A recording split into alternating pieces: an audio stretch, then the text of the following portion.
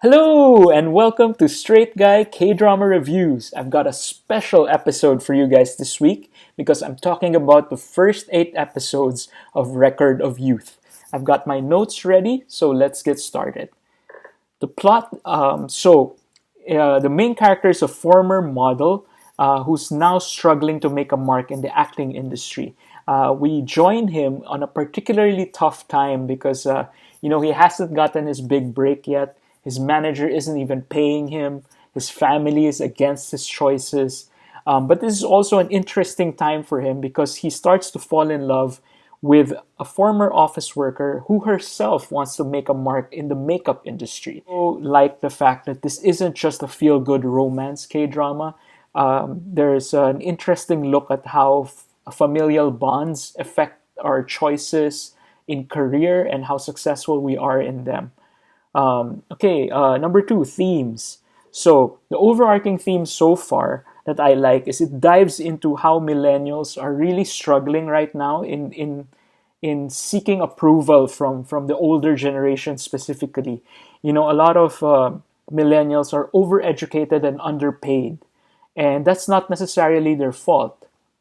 And a lot of their career choices now are good for them, but older generations are finding it difficult to really understand their choices.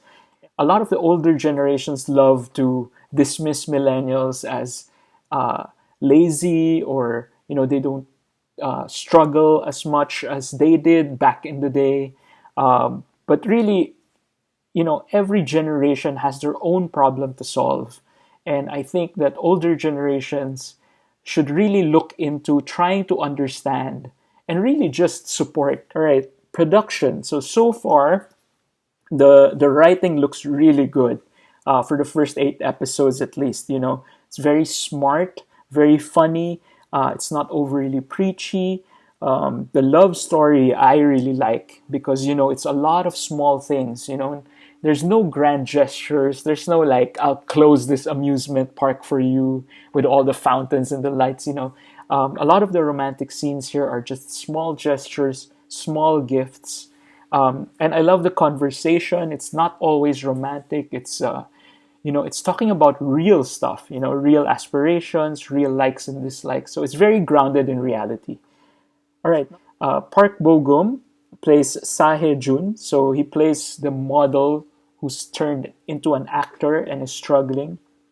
And they really made a great choice in casting Park Bo-gum because this character is someone that's good-natured, he's kind, he wants to do things the right way, and very humble and very down-to-earth. And that's really what Park Bo-gum exudes, right? Like he's called Korea's favorite son-in-law, right? Because he's that nice, kind boy that you want to bring home to your parents, and he really does that well here.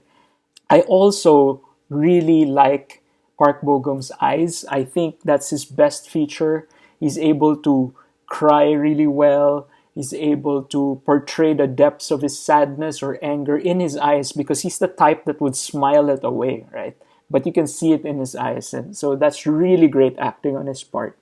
Number five, Park So-dam, who plays An Jong-ha, and she is absolutely engaging. I mean, I love Park So-dam. Like, she really makes the character look and feel like she's very smart, very kind, and at the same time, she's really struggling with her decisions. She plays a character that loves stability. In fact, she buys a house, right, at an early age because she loves the stability of it. And yet, the interesting thing is she gives up her cushy, stable job to make her mark in the makeup industry, which is very temperamental. So I love these opposites. And Park So-dam is able to portray that really, really well. I just love her. I hope Marvel casts her in a superhero movie soon. Number six, Shin Dong-mi, who plays Lee Min-jae. So she portrays the new manager of Sae-jun, and she is really great here. She feels like the big sister. In fact, she's called Duna, right, as big sister, and she plays this really well. Like, obviously, she's very insecure because she's a new manager, um, but she's very earnest in her job. And I'm not necessarily the best, but I'm gonna try my hardest for you. And so I love that dynamic. It sort of reminds me of the Tom Cruise Cuba Gooding Jr. relationship in Jerry Maguire. You know, the agent and the athlete, and here it's the manager and the actor. I love how their relationship is so personal, and yet they're engaging in a business relationship. And number seven, Jin Hee, who plays Samin Gi. He's the grandfather of Sahe Jun, and he really provides the laughs, you know. But at the same time, the actor Han Jin Hee is able to bring this warmth to the character. Very rarely do you see older Korean characters be so understanding of millennial desires, right? But here it's a special case because you can see that he sees his grandson in himself and wants to live vicariously through him to correct all the mistakes that he's made throughout his life. And number eight, food and fun. So there's a ton of food porn here, from tteokbokki to the more traditional side dishes. But you know what really got my attention? I think they had a grapefruit bingsu, which is like that's such a great idea. Just the tart, slight bitterness of grapefruit with honey and shaved ice. I'm sold, man. I want that.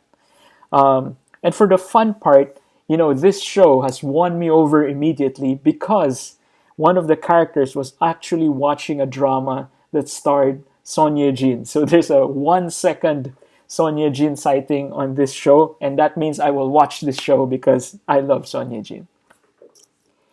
Okay, number nine, Verdict. I think it's a great watch. You know, it's very light, very heartwarming. The romance is very understated, but it's also very inspirational. It's also kind of cute, right? The fangirl meets her idol, and he turns out to be a super nice guy. Like it's every fangirl fanboy's dream, right? To meet your idol, and they don't actually disappoint you. So that's such a feel good scenario. Number 10, ratings. So I'm gonna rate this as an advanced watch. I know I just said it's an easy watch, but there's no action at all. So it might be a little tough for straight guys. I would recommend this as maybe the fourth or fifth K-drama that you watch.